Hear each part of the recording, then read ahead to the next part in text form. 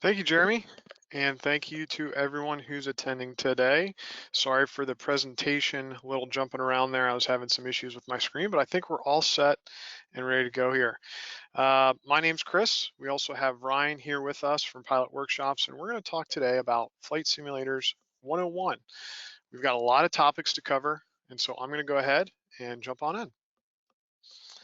So starting off, a little bit about me. My name's Chris McGonegle. I am the Director of Search Marketing here at Sporty's Pilot Shop, and easiest way to explain that is I try and make those pesky ads show up on your phone whenever you look for a product online. So that is one of my main focuses here at Sporty's Pilot Shop. I am also a commercial pilot. I went through Sporty's Academy, so I know the ins and outs of a Cessna 172 quite well. And then I am the flight simulator specialist around these parts, referred to as the flight sim guy. So all those questions come to me, but it is also a passion of mine that I enjoy. And luckily I get paid to do it now also. So that's a little bit about myself. And I know Ryan's going to give a bio when he takes over in about 20 minutes. Let's give a quick outline for what we're going to cover today. First off, we are going to cover the old versus the new. Where have we come in the last 40 years of flight simulation? And I think it's important to cover that because it really shows you a range of what sims can do and also what they've been able to do in the last few years.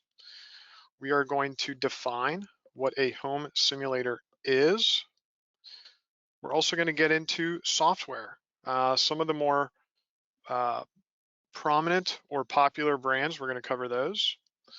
We'll get into hardware, some of the most positive or popular hardware options that are out there. We're going to cover those. We're going to get into that question that's asked all the time, logging of time. Are you able to use a simulator in order to log time? And then Ryan is going to go ahead and we're going to cover some of the flight sim rules that are required. We're going to do what are some of the things you should do first when using a simulator, how to get away from some of the bad habits that are easy to pick up. We'll cover some IFR tips, some VFR tips, and then we're going to wrap it up with a quick Q&A. So let's jump into how far we've come. This is a look at the very first flight sim option from A2, and it was the FS1 flight simulator. This came out in the late 70s was another iteration, the early 80s. But the long story of it, this is what we had to look forward to about 44 years ago if you wanted to use a flight simulator. You had your turn rate, your altitude, airspeed, maybe a couple other dials, and then not a very good representation of what was outside the aircraft. What's great is today we are able to get absolutely better representation of a flight simulator. So we are able to fly not only aircraft, but hot air balloons. We can jump into aircraft and go explore Yosemite. We can look at high regulation or high fidelity outside the aircraft presentations, as well as inside the aircraft. So I really do like to just make that quick connection between what we used to have at our disposal and what we have today, and it's really leaps and bounds. So let's jump into what technically makes a home flight simulator. Well, the first thing is you're going to need a computer. Computer is going to be the body of your system. Now, we're not going to get into computer needs today. We're going to focus more on software and hardware, but in every scenario, you will need a computer. The software, think of that as the brains of the simulator. So software allows us to present on our screens, but also gives us the feedback of when I make this movement to my pitch, what's going to happen in the program.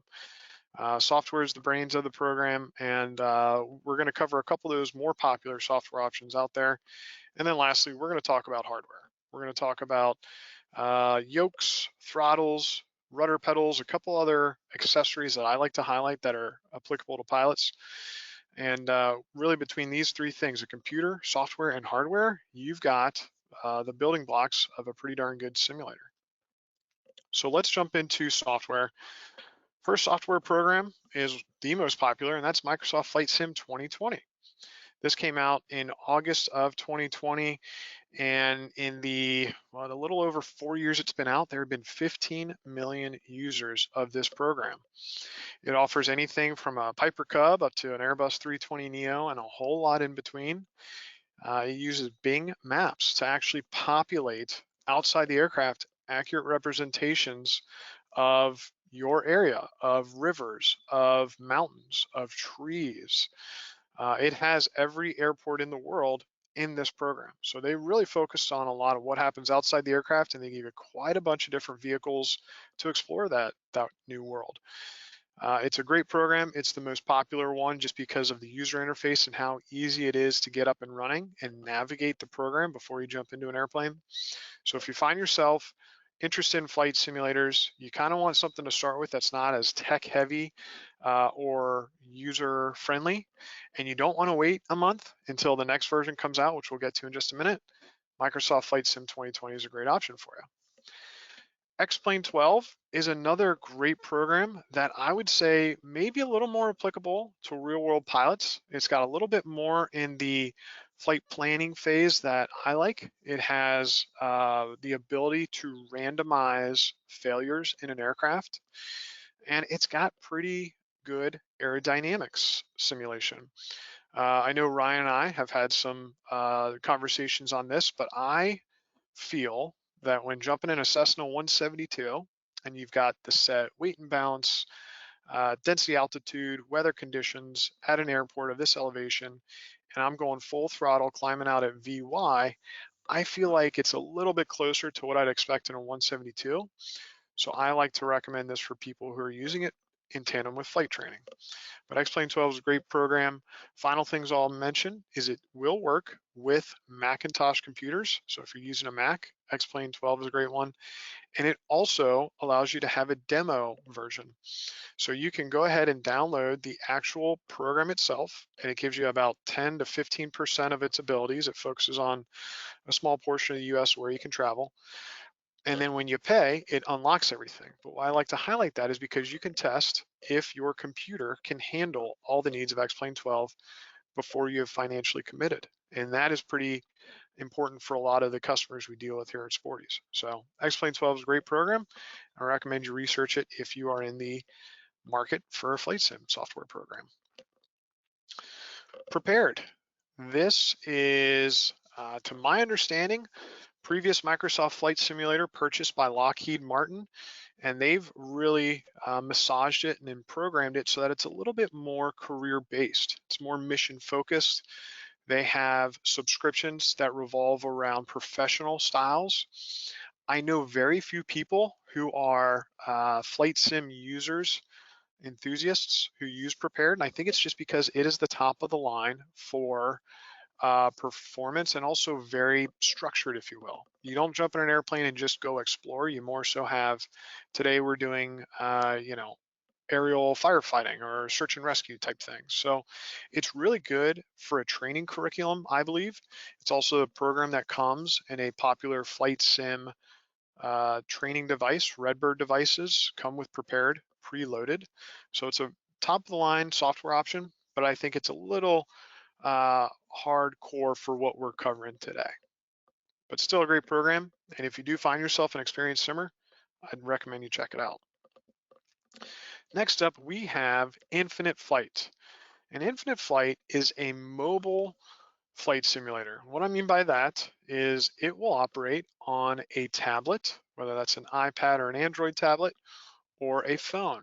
Whether you have an iPhone, Android phone, it uses the accelerometers on the inside of your device to understand when you're tilting your phone forward, you're pitching forward on the aircraft. When you're tilting your phone to the left or to the right, you're doing the same in the aircraft.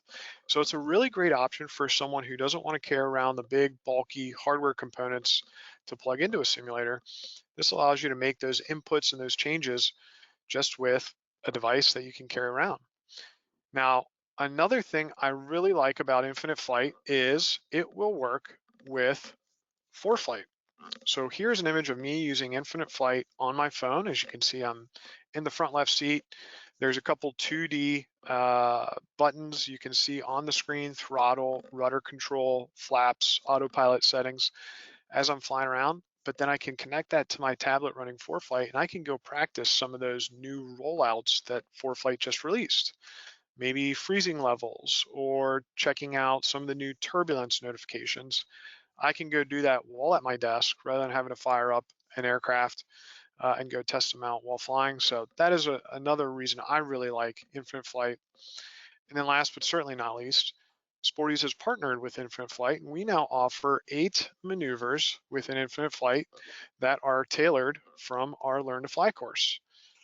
Also in our Learn to Fly course, we have a tab in certain sections that apply to those maneuvers. And as you'll see right now, Mr. Rob Ryder is talking about the taxi run up and traffic pattern. If you look on the bottom in related content, there is a little fly button right here that takes care of activating a maneuver in Infinite Flight. So you're able to watch a video, get briefed on a maneuver, hit that button, jump into the app, fly the maneuver, and then quickly go back to your Learn to Fly course and continue on in your learning. We've got 8 maneuvers built out. We do plan to release more within the next year. So we really look forward to expanding on this partnership and creating more scenarios that work with our course and vice versa. All right, so we've covered some of the popular programs out today. On November 19th of this year, Microsoft Flight Sim 2024 will debut. There are a ton of videos out there. I myself have not flown the simulator program yet. I am very much excited to. But Microsoft Flight Sim, some of the things they're leaning into are representation of the world. They're building on what the previous iteration did, 2020, and really wanting to up the focus on what you can do outside the aircraft, but also some things of what's the user going to do and creating somewhat of a timeline. So they're really going to focus on some helicopter flying. As you can see, previous versions haven't given much love to helicopter flight. This one is going to be different. We also have our hot air balloons. We have the ability to fly paramedic flights. We have the ability to go do some agricultural flight. You want to go spray some crops. You have the ability to do that. We have remote ops, so flying some larger aircraft into places that maybe don't have an airport. That's going to be one of them too. And then of course they're going to give us the commercial flight, or the career path, if you will. Another way to make some money on the side is aerial advertising. That will be an option also. And then some of the other things outside of careers, if you will. I'm very excited about the pre-flight settings, the route planning procedures that are going to be included in Microsoft Flight Sim 2024. When looking at planning a flight and how long it's going to take you to go from airport A to airport B, or applicable runway, or your weight and balance, and how much fuel will be taken up during taxi. Those are all things I'm really looking forward to. In addition to how the aircraft is progressing in a flight, we also have the ability of how does a pilot progress through their flight. So here is the career mode, where it allows us to start in a single engine Cessna 172. And then if we want to go earn rotorcraft understanding, we want to work on maybe a commercial license, we want to work on tail dragger, we can go ahead and progress in the relatively correct ways of how we would go about getting those certificates and ratings. And then once we have said ratings, it unlocks missions or specializations, if you will, that we can leverage our previous training or understanding towards unlocking new versions of Microsoft Flight Sim 2024. The way I like to relate it is Flight Sim 2020 was very much a multiplayer program. You jump in an aircraft, you go fly around with your friends, live weather. You would not believe how many people were flying into hurricanes over the last month in the program. You'd see all those aircraft, dodging around, having fun. This program, I believe, is more of a career mode, if you will, in the gaming world. There's more of a direction on how to use what you're learning, how to understand better of what a aircraft license gets you, and how you can use that in the real world. So from my perspective, where I'm trying to find and foster new pilots, I think this is going to be really, really great. So Microsoft Flight Sim 2024, that comes out again November 19th. I dare you to go Google it right now because you'll find plenty of videos and reviews and all the above, and it will be available to everyone in just under a month from now. All right, we've covered software. Let's get into some hardware options. So this is going to be that final thing we cover from my perspective. We're not doing computers. We've talked about software. Let's jump into hardware. That allows us to give those inputs to the program and send those precise wants to what the sim does. So first up, let's cover yokes. Two most popular yokes out there are the Satec or Logitech Flight Sim yoke. This is a great starter option. Maybe if you're buying a sim yoke for someone who you're not sure they want to use a sim as often, and maybe you want a little lower price point, I'd like to recommend Logitech. It will come with the yoke, as you can see on the left half of the screen, which moves forward, left, and right. And then it also comes with a throttle. So you're able to take that throttle and put it either on the right side, on the left side, wherever you like, and it's got 3 levers for throttle, prop, and mixture. So really a great starter if you're wanting to get into sim, but you don't want to spend too much. If you're looking for an upgrade in realism, the Honeycomb Alpha Flight Sim yoke is our most popular yoke out of all we carry. It's because they use bungee cords internally, so the feel of how the yoke moves around, there's not dead spots. It's a consistent tension, which I personally really like. It also has a metal shaft, as you'll see the yoke sits on, and that rides metal ball bearings internally. Do not ask me why I know all these details of the internals. It does that so that when you're using it, there's no give, there's no sway. It is accurate to what you'd expect, similar to a Cessna 172. And for that reason, we sell a lot of the Honeycomb Alpha Flight Sim yokes. We have a very low return rate. I think if the price doesn't scare you, it's absolutely the best yoke out there, excluding things that are closer to $1,000. So those are two great yokes to cover. Next up, let's talk about throttles. The downside of that Honeycomb Alpha I just talked about is it doesn't come with a throttle. So if you were to purchase that piece, you would need a way to control your engine management systems digitally. The Logitech throttle offers a standalone piece right there. Another cool thing you can do with that one is purchase 2 of them and you've got 6 levers. You can take those heads off and organize them so that you've got 2 throttles, 2 props, and 2 mixtures in a line, similar to what you'd expect in a multi-engine aircraft. So it is a nice way to give yourself a quick upgrade to what's on your desk. The Redbird alloy single throttle and vernier style is one of, I want to say, 2 throttle bodies in the market that is very, very accurate to what you'd get in a Cessna 172. It actually has a control lock on the throttle. It's twist for pitch, and then also has the knob if you want a quick movement. Same for mixture. There's a lot of other vernier style throttles out there, but they're just sliders. And I really like that the Redbird option has that twist. So similar to the precise RPM changes you want to make in a 172 when you're dealing with the controllable pitch propeller, you can do that in your sim also. It is a higher price point item, but if money isn't an issue and you want something realistic to what's in your hangar, absolutely one worth considering. Okay, so Honeycomb made a great yoke. They also made a great throttle.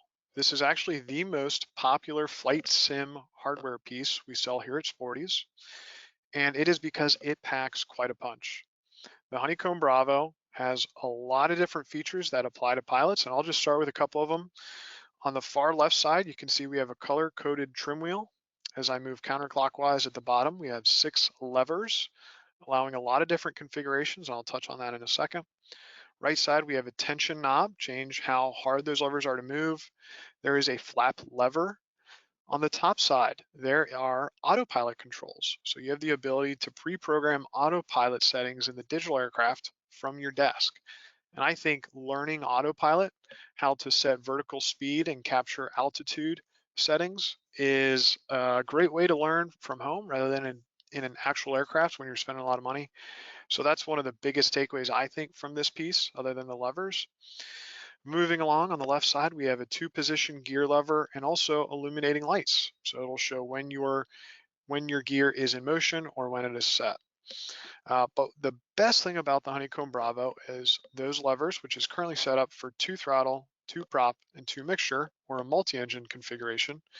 You can go ahead and configure those to other types of aircraft. So here we have a Cessna 172, and this has just one throttle and one mixture. Here we have a throttle, a prop, and a mixture. So think Cessna 182.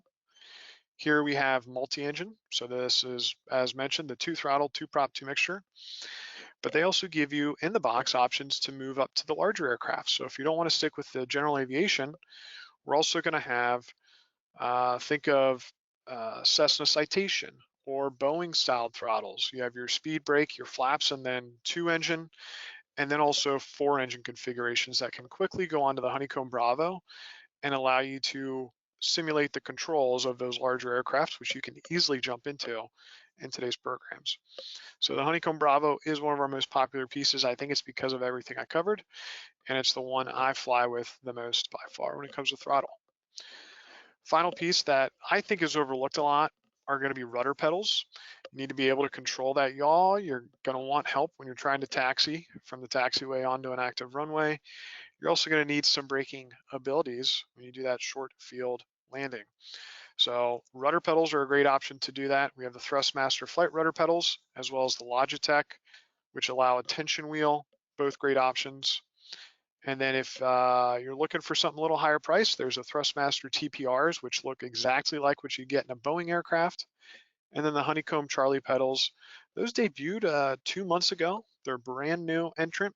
They are about a little less than half the price of the Thrustmaster TPR rudder pedals, and they're very similar. Now they're gonna have different movement, whereas the Thrustmasters are kind of pendulum, and these are more of sliders at the base of the pedals. They are still very robust. I think they weigh about 20 pounds. They're not sliding around on you, and they're a great option too.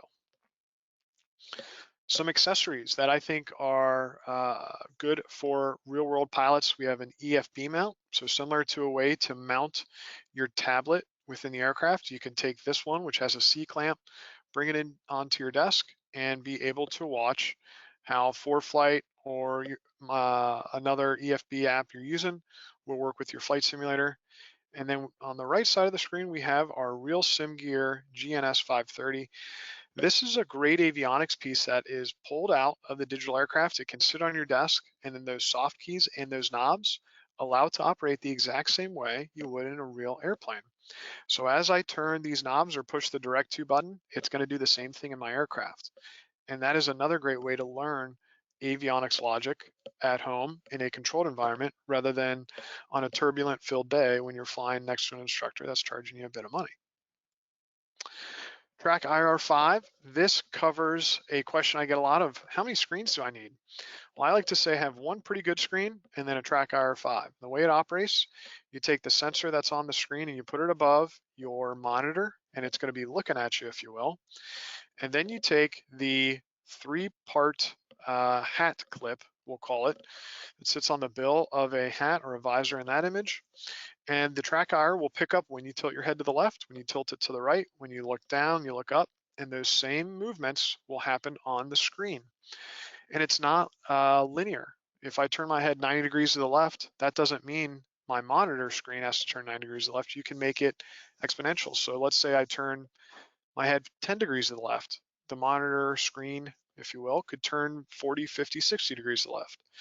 So this makes it very easy to set it up so that I turn my head a little bit, and on the monitor, I'm now doing that look over my left shoulder to find out when I should pull some throttle and start that turn from downwind to base when flying a traffic pattern. So that's a great one to review and one I highly recommend.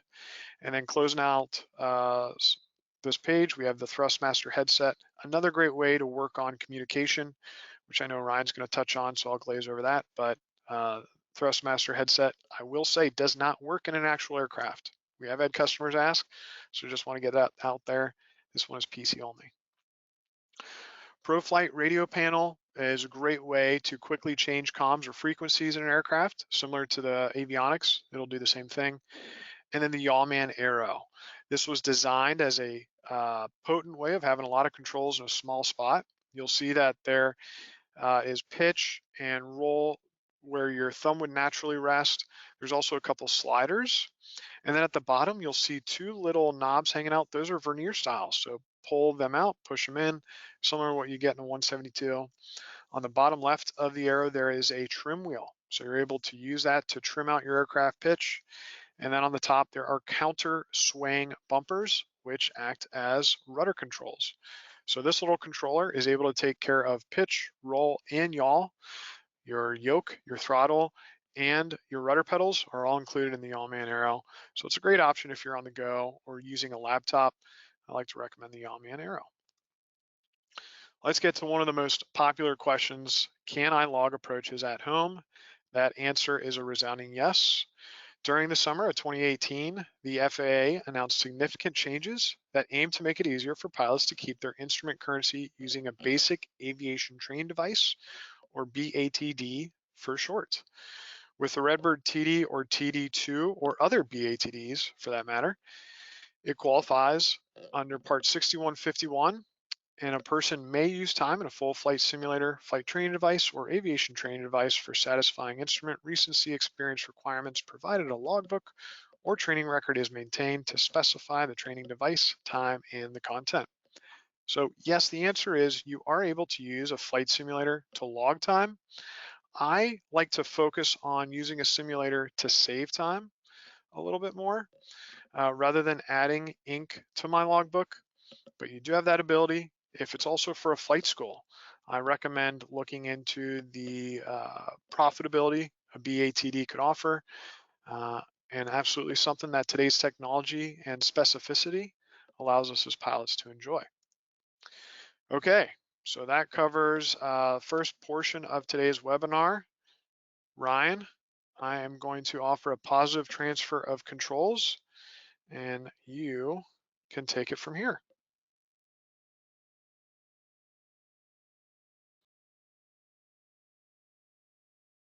And Ryan, I will go ahead and give you access to presentation in just a second. All right.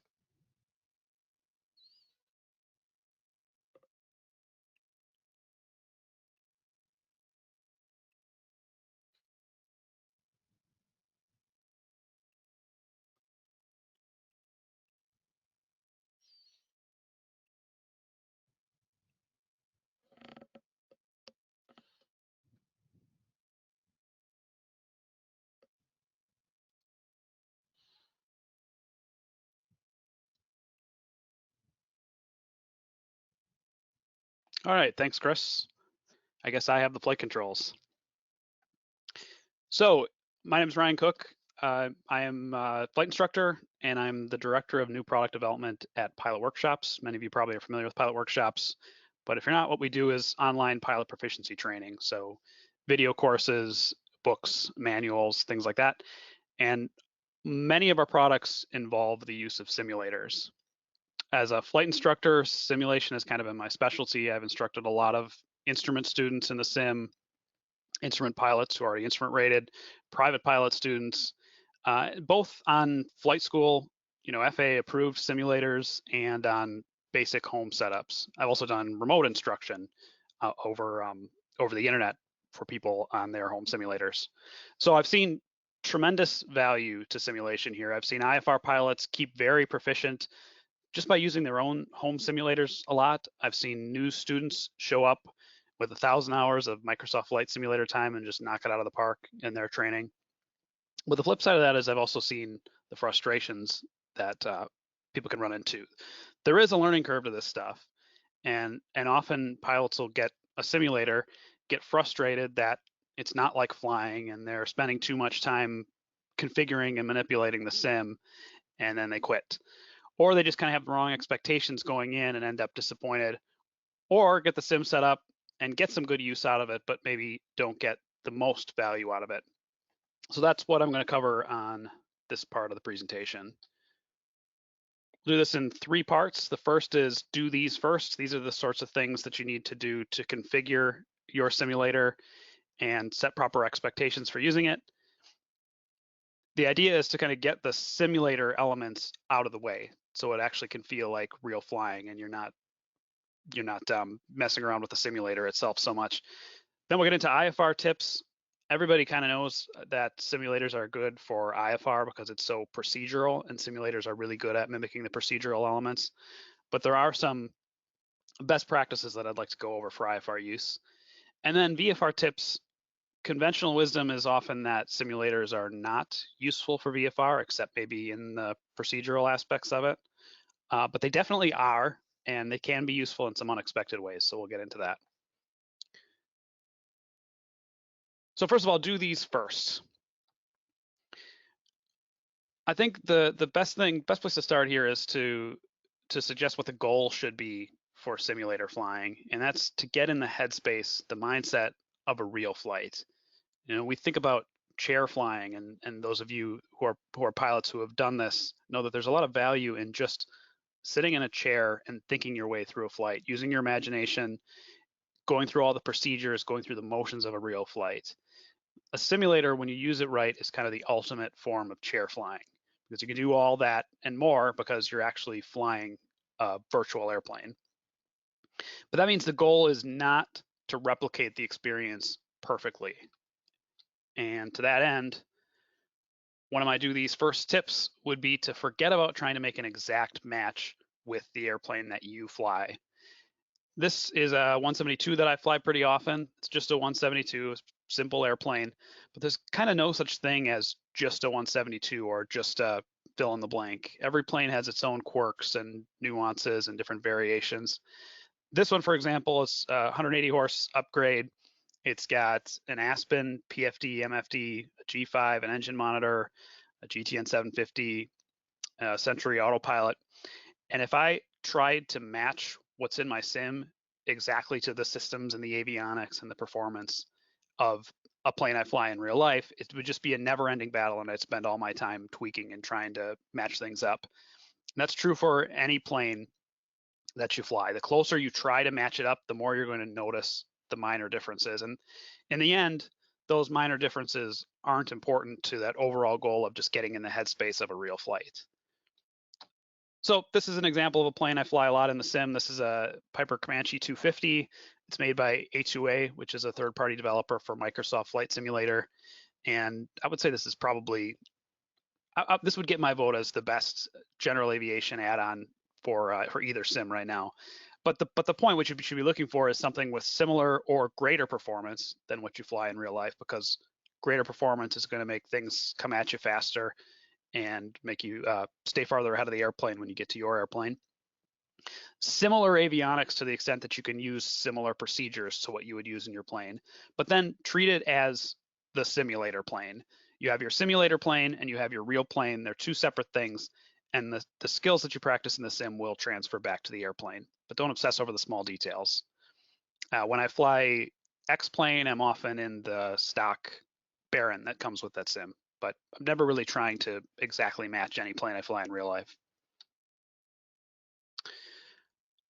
Okay, adjust the control sensitivity. This is a common objection that pilots have when they first get in simulators, is that they're too touchy, too sensitive, and they end up over controlling and making pilot-induced oscillations all over the place. And again, here, setting expectations is a good place to start. The control feel and the actual pressures that you experience while you're flying a sim are not going to be the same as they are in the real airplane, and they do tend to be lighter just because of the nature of the physical hardware that you're using. So again, don't try to match up real life exactly, but remember that the controls in the sim do have the correct effects. The aerodynamics are accurate. They just feel different. But you can get in and adjust the control sensitivity, and you should, because usually these are a little bit too sensitive out of the box. What you're looking at here is the X-plane control settings screen, and you can see I've increased the slider for pitch, which is actually decreasing the sensitivity about the pitch axis. And I've done that for roll also, but to a little bit less degree. Usually you want pitch to feel a little bit less sensitive than roll. I think it's a 4 to 2 to 1 ratio pitch to roll to yaw that aircraft designers look for. But don't just copy these settings. It's going to depend on what you're flying in the sim and what controls you're using. But just know that these exist and that you probably need to adjust the sensitivity. So that was X-plane. This is Microsoft Flight Simulator. And again, you can see here that the sensitivity setting on each axis I've dragged down to minus 50%. And really all it's doing, if you look at the curves up above that, is it's making movements about the center more fine-grained, I suppose. So the movements close to the center of the controller's travel have less effect, and it just essentially makes it feel less sensitive. Another common problem that pilots have is that simulators can be tough to trim. And sometimes that's because the controller that you're using doesn't center in exactly the same place every time. And if that's the case, you may want to set a small dead zone, which is just a small area around the center of travel that doesn't register as a movement. And as long as the controller comes back to that center position within that dead zone, it'll be in the same place every time. So here you can see there's a 2% dead zone on my pitch axis for that reason. Quick sidebar here on what controls. Chris got into this. I just want to suggest that if you think you need a yoke because your plane has one, you might want to consider that you don't. You might want to try a joystick first because they're a lot less expensive, and they, we're not going to match up exactly with the control feel of your real airplane anyway. So you may as well not try to match up the ergonomics of it either. And you can do just as well with the joystick. Entry-level joysticks are better than entry-level yokes. And this Thrustmaster T16000M is one that I like, that I recommend. You can also swap this one from left-handed or from right-handed to left-handed, which is the sort of ergonomic thing that does matter. If you're used to flying with your left hand, it's good to be able to fly with your left hand in the sim. And you may also use your right hand for the mouse. So, and then the Honeycomb Alpha yoke, if you're going to get a yoke, I'm going to second what Chris said. I think the Honeycomb Alpha is a great yoke for the price. And the Bravo throttle quadrant I have also on my main sim. So I can recommend those.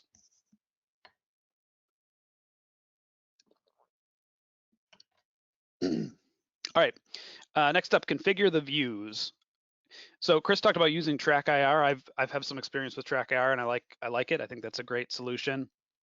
Whatever you do, you want to be able to control the views without thinking about it, especially if you're going to use this for VFR practice. And one way to do that out of the box, this is X-Plane, is to use the quick view system. So I've got a left wing view here, and I have it configured to the 4 key on the number pad. So all I have to do is tap the 4 key because it's the one on the left of the number pad, and I get that left wing view. You can set the camera wherever you want to save a viewpoint, and then hold down Control plus the number, and that saves that view. And then you just press the number to recall the view. So, I'll use the 4 key for a left wing view, 6 for right wing, 7 is forward and left, and so on. You can set those up however you like. But the idea is just to get the sim out of the way here. You want to be able to get the view you want quickly without thinking about it.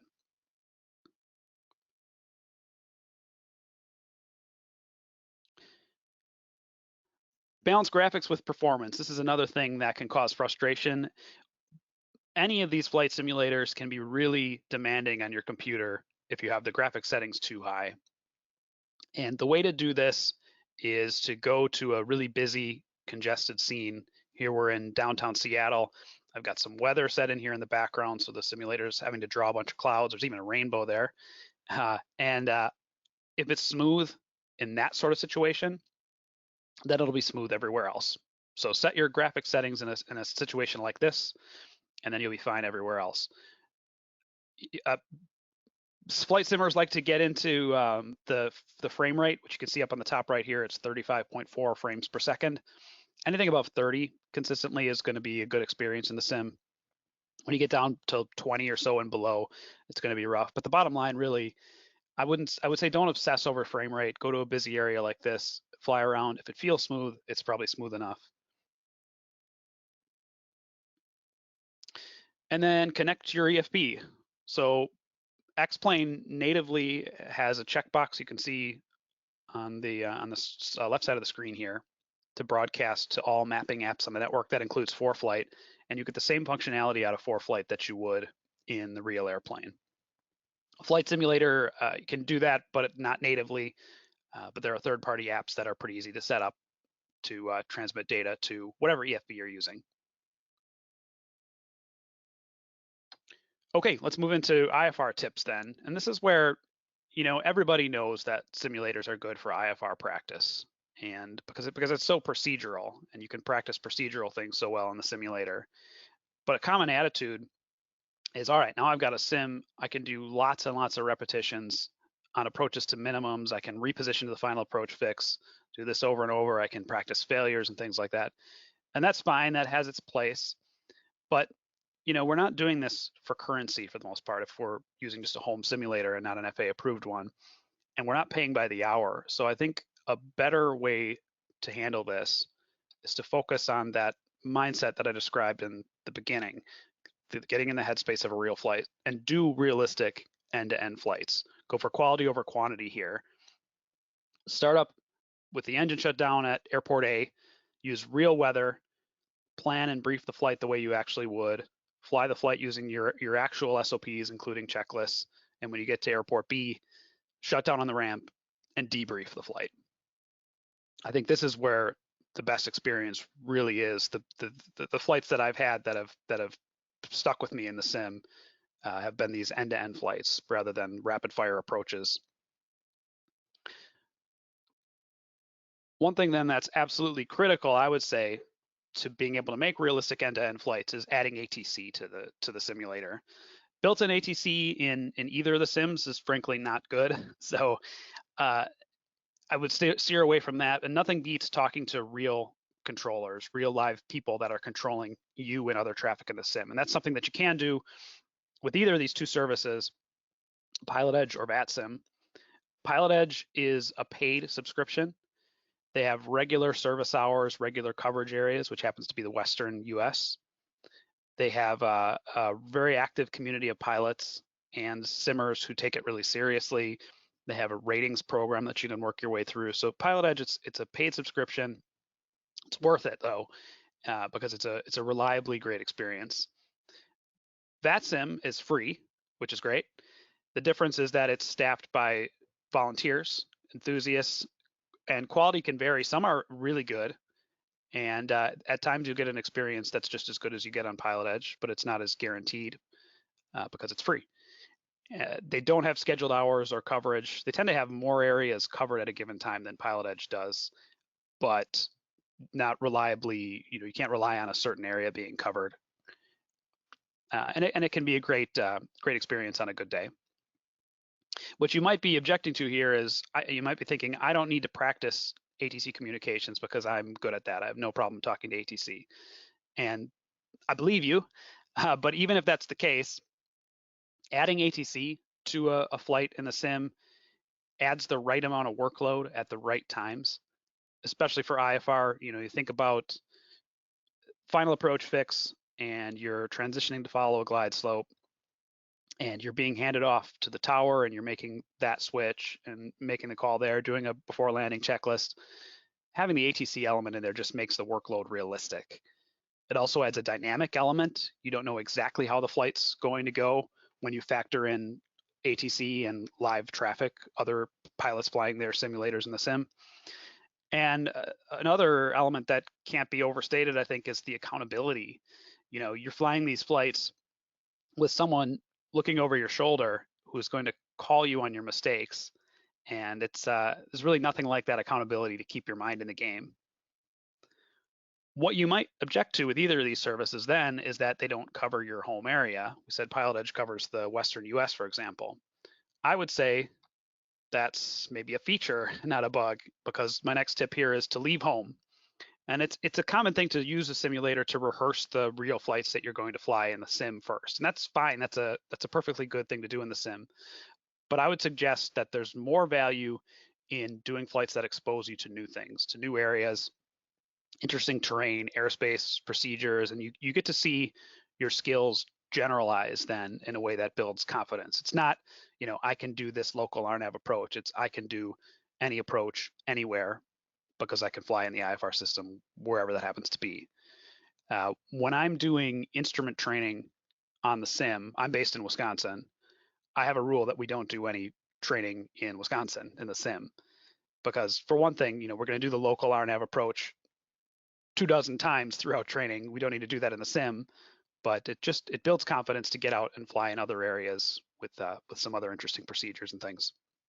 One way to do that then is to zoom out, go on ForeFlight, zoom out like this picture shows, and then zoom back in on an area of pink and red dots, and then pick a couple airports that are about as far apart as the flight that you want to make or the time that you have, and jump in and go for it. So you can use real weather, real actual IFR weather, and go somewhere new.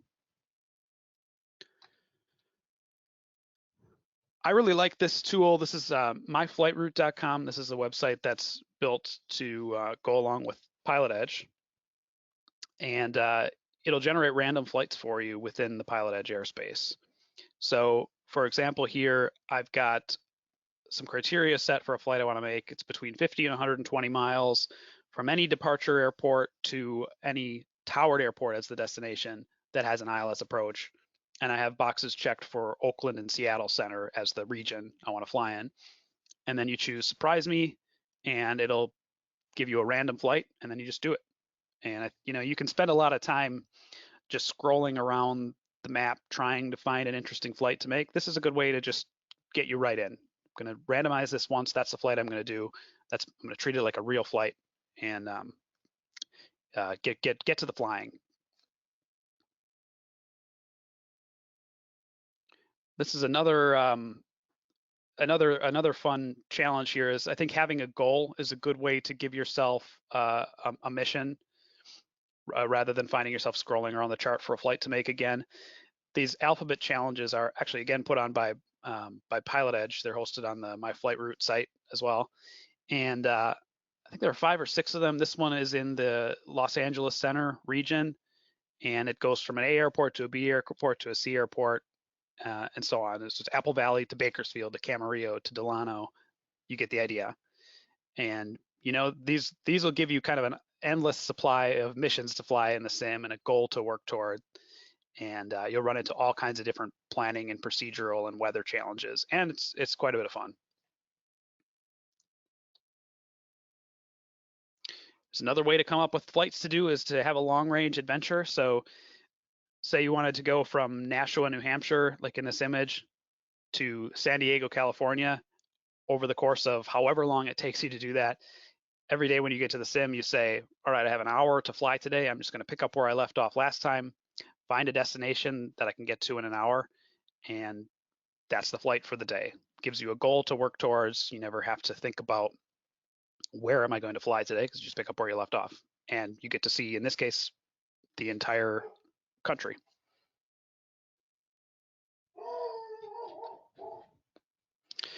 All right, let's move on to VFR tips. So everything that I said about making realistic end-to-end flights with ATC, having a goal, all that applies to VFR too. But I would suggest that there's value in VFR practice in less conventional ways, including skill building. So the first tip here for VFR is to practice your skills. Traditionally, the stick and rudder stuff is not what simulators are used for, but I think you can practice stick and rudder skills if you approach it correctly. So I'm going to start with the example of crosswinds here. As a flight instructor, when I've worked with pilots that are having difficulty with crosswinds, it's not usually like a hand-eye coordination issue. It's not about the feel of the controls or how much of each control input to apply at a given time. What it usually boils down to is some lack of understanding of how the controls are supposed to work in a crosswind landing, the actual underlying concepts, or an ability to apply them instinctively. Like they may understand it when you talk about it, but when you actually fly it, the instincts haven't been built there. So it's not a hand-eye coordination issue, it's a conceptual thing. And the simulators, even though they feel different, they do get those concepts right. The controls work the way they're supposed to in crosswinds. The aerodynamics are correct. And this is a good place for setting your own weather and getting in lots of repetitions. You can create a situation flight and save it in the sim where you're on 500 feet on final with a crosswind. Configure a button on your joystick to reset that situation and fly it over and over, and then adjust the weather for different crosswinds, gusty and steady crosswinds from different directions. Practice flying the length of the runway, maintaining the right crosswind inputs the whole way. And yeah, when you get to the real airplane, it's going to feel different, but the concepts and the instincts that you develop for what control inputs are correct, even if the degree of the control inputs aren't the same, those concepts will transfer. And I found that practicing and teaching crosswinds in the sim can be tremendously useful. Of course, you do need good rudder pedals for this. Having a goal is a nice way to sort of generate missions in the sim for VFR, just like we talked about for IFR. This is I have to put in a plug for the PilotWorkshops pilot exercise manual here. It's a book with a series of drills that are designed to be flown in the plane or the sim. And there are score sheets here. There are ways to score them so you can track your progress. And in many cases, there's like a level up or a hard mode where we suggest that you only try it in the sim because it wouldn't be safe to do it in the plane. And those are the kind of things that a sim can be useful for too. And they are designed to transfer directly back to the airplane if you fly them in the sim. Engine out practice. This is a good example, I think, of where a simulator can be really useful. But this is something we don't really do in the plane all the way through. We might do this out in the practice area and set up for a field, but then go around when we get to 500 feet. We might also do this over an airport and land on a runway, which is a great way to do it.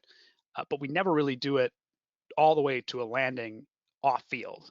This is something that you can do in the sim. It combines the procedural and the stick and rudder aspects. You want to make sure that you're doing your flows and checklists and radio calls and all that, while also judging the glide to hit a field and picking a proper field.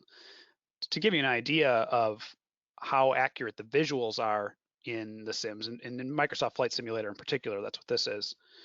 That field that you see off the left wing here as we're kind of setting up at a high key position, engine out, is in my hometown. I mean, I know that field. I can see my uncle's house in the picture.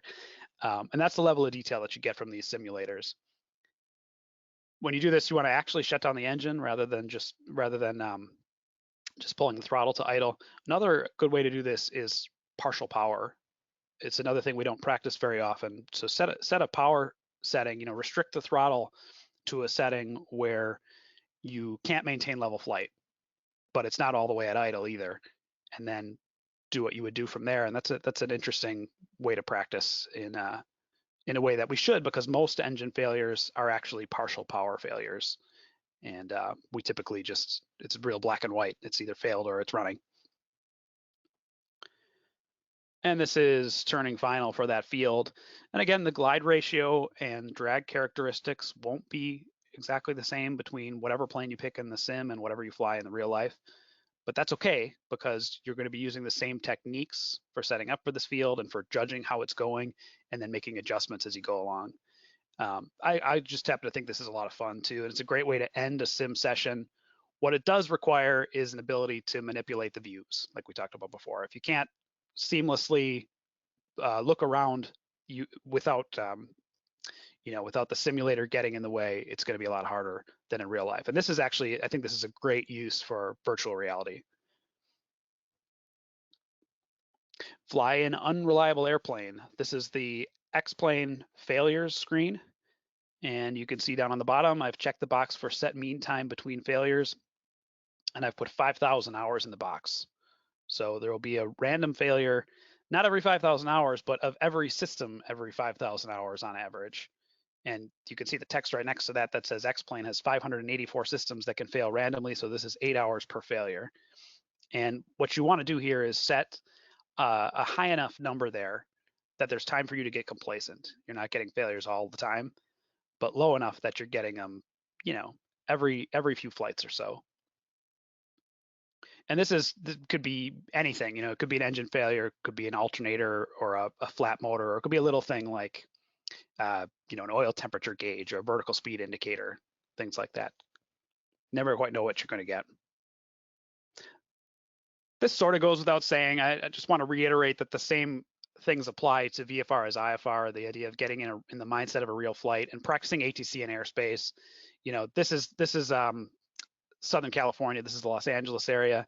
If you can fly around here, VFR, and navigate this airspace using live ATC and not get called out for busting any airspace, you can fly just about anywhere. And finally, we talked about connecting the EFB. I would suggest that disconnecting the EFB and the GPS is a fun thing to do in the sim. It's an engaging way to make a cross country by pilotage and dead reckoning only.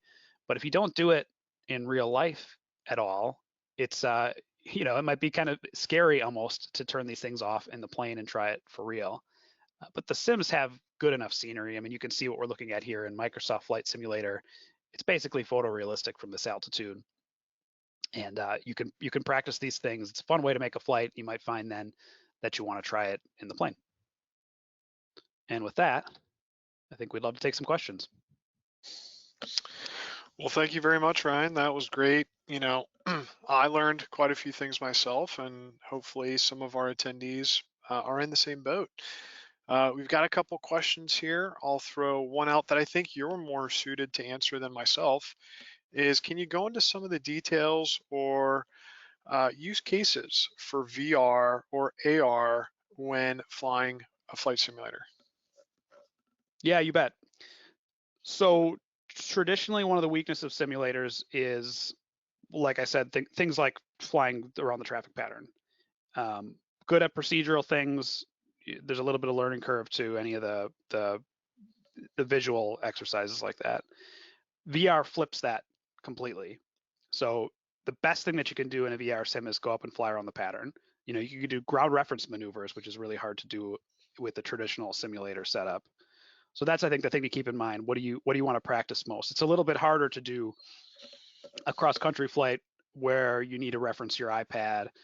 IFR is trickier in VR for that reason, but a lot of the visual flying is great in VR.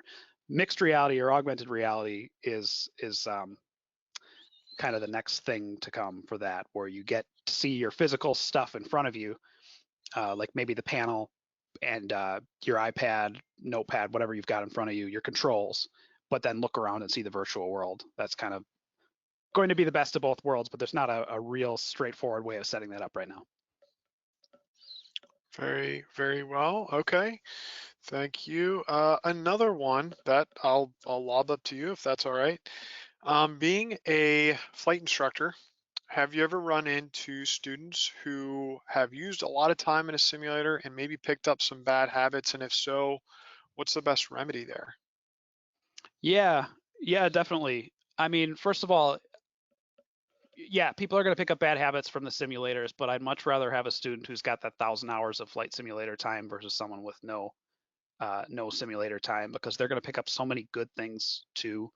A lot of the basic principles they're going to have down, and we're just going to have to correct a few things. It also speaks to their enthusiasm that they'll probably carry through the rest of training if they've flown 1,000 hours in the sim. But yeah, bad habits. I mean, the classic one is looking inside too much, looking at the panel too much. You can almost guarantee that that's going to be the case, and that's a pretty easy one to fix. You just cover up the panel, teach the outside references, don't even let them look inside. So I think, yeah, there are bad habits that you'll pick up, but they're correctable. Sounds good. One that I think I can answer, and if you want, feel free to jump in. Question: can you discuss the use of third-party tactile feedback / haptics like the butt kicker with your simulator?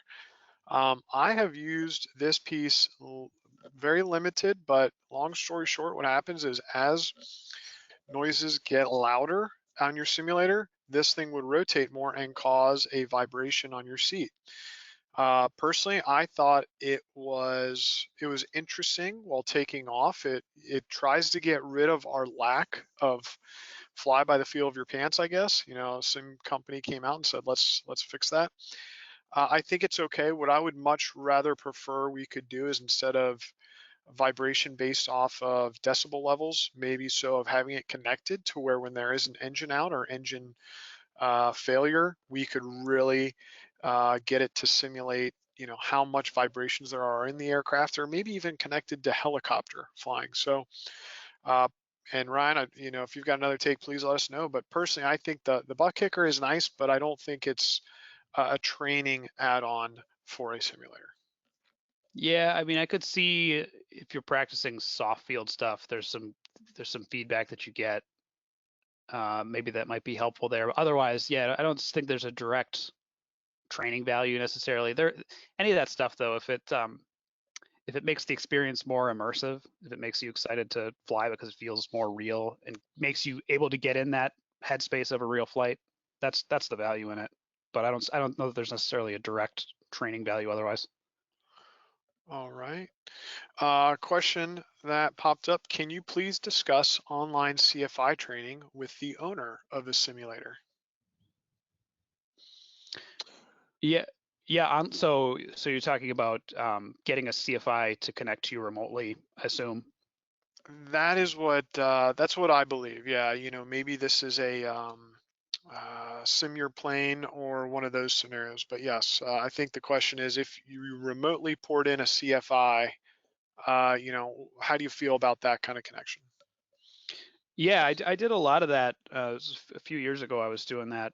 Actually, we did a video course at PilotWorkshops where I took a private pilot through an entire course of instrument training on the sim. This was during peak COVID, so we did it all remotely. And then he even took a check ride, a virtual remote check ride at the end, and passed. The course is called Instrument Rating Accelerator that documents that. But yeah, I think it can work really well. There's flightsimcoach.com does a lot of that. If that's something you're interested in, they're worth checking out. Perfect. And then I want to be respectful of everyone's time. We've got one more question we can take care of. And that question is, do you suggest the use of force feedback devices? And are there any you recommend?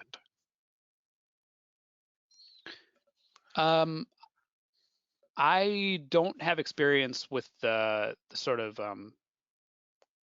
consumer grade force feedback stuff. It tends to be really expensive. I know there are some options that are just coming out that are a little less expensive, but they're still, triple the price of the Honeycomb yoke.